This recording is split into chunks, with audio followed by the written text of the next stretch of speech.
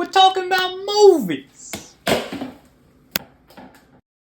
Alright, so Black Panther, Wakanda Forever was released over the weekend and is the 30th MCU movie. I find that just quite incredible to believe because looking back, I believe Iron Man came out in 2008. I was 10 years old. I remember going to see that I think twice in the theaters.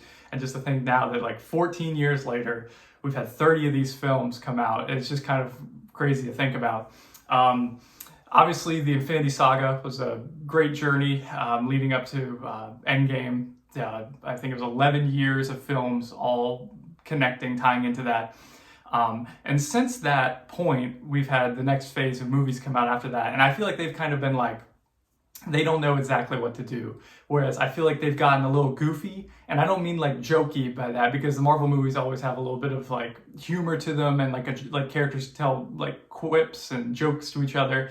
I think it's gotten a little goofy, meaning stuff that obviously these are sci-fi movies and stuff happens and that couldn't happen, but it's you can push that to an extent. When you get to the point where goofy things are happening, I feel like that's where you start to lose me a little bit. So leading up to this, I thought the last few, especially the TV shows, had gotten really, really goofy and were starting to lose me a little bit. That is one thing I'm happy to say about Wakanda Forever, is it does bring the seriousness back. So obviously this film has a big challenge to overcome, as in August of 2020, Chadwick Boseman, the main character, Black Panther, passed away. And you just think, to make a movie where the title character of the movie is not even in the movie is just a tremendous difficulty to go up against. And I thought Letitia Wright, who plays Shuri, did a great job of going from a side character to being the main character of the movie, which is hard to get the audience on board with, and I would imagine even harder for her to do, but I thought she did a great job.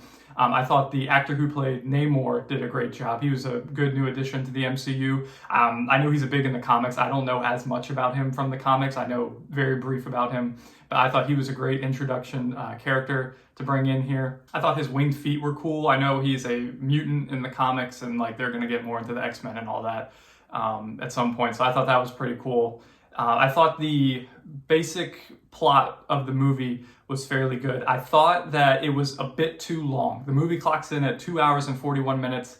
I feel like they could have gotten that at least to 2:30, maybe even lower than that. So to talk about the length a little more, I want to get into some light spoilers. I'm not going to give away huge plot points or anything. I just want to talk about a few plot points that happened. So they introduced Riri Williams in this movie, who is a teenager who builds an Iron Man suit. And that's where one of my criticisms is starting to come in from the MCU. I feel like, so they kill off Iron Man in Endgame, right? I feel like they're trying to have Iron Man in it without Iron Man. So I'm not a big fan of all these characters being able to build Iron Man suits, because I feel like that's what makes Tony Stark, is that he built the suit in a cave with the arc reactor.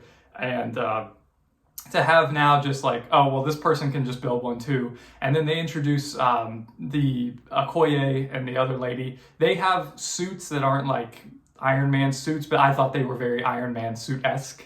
And I just feel like it's too many Iron Man suits. You have Iron Man, that's his thing. I don't feel like you need to be giving everybody an Iron Man suit. And I know their suits are from the comics. I don't know much about that either, but I wish they would either leave it to just Iron Man, or maybe find a different way for people to have the suits. Because I thought the Dora Milaje, they have their normal, just the spears and the costumes, and those are fine. I don't know why they needed to take it a step further and give them flying ninja suits. I thought Namor's origin story was good, explaining where he came from, and obviously you have to tell where he came from. I just thought it was funny because he starts explaining everything about where he's come from and his background and everything. And Shuri goes, "Why are you telling me this?" And in my head, I'm just because the audience needs to know. It wasn't very organic. He just started talking about his whole backstory and everything.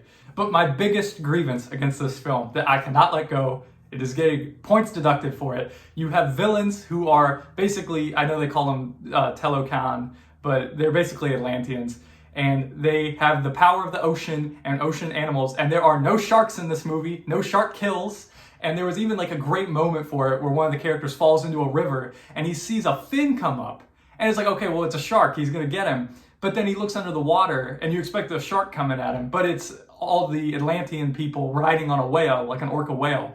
And that's what they do in the movie. They ride around on orca whales and I think humpback whales. Don't quote me on that. They ride around on all those, and there's no sharks. You would think it would be a perfect opportunity for there to have sharks in this movie where they could tell them to go eat people and stuff. So, I mean, big cinema sin right there, not having sharks in the movie. I also thought the ending was very nice. And again, no spoilers, but I thought the like mid-credits scene kind of thing they had was a very touching ending to the movie. It seemed like it fit in well. The opening crawl too. I don't think this is a spoiler, but it's just like instead of how they have like the flipping of the comics and like the characters in the Marvel logo, it's just pictures of Chadwick Boseman and no music playing. And I had a guy sitting beside me and he just went like, He did that a lot throughout the movie too. But I mean, it was just kind of a powerful moment just to like sit back and think. They have a funeral for him, obviously. And I just can't imagine what the director, Ryan Coogler, and just like the actors on the movie went through having to film this without him. It's just, I guess, quite the feat that they were able to pull this off, I'm sure, with the emotional difficulties they had with the film. So wrapping up, I really appreciated how it got back to the more serious tone of the Marvel movies that I enjoy, where it takes it seriously, more that like Winter Soldier vibe.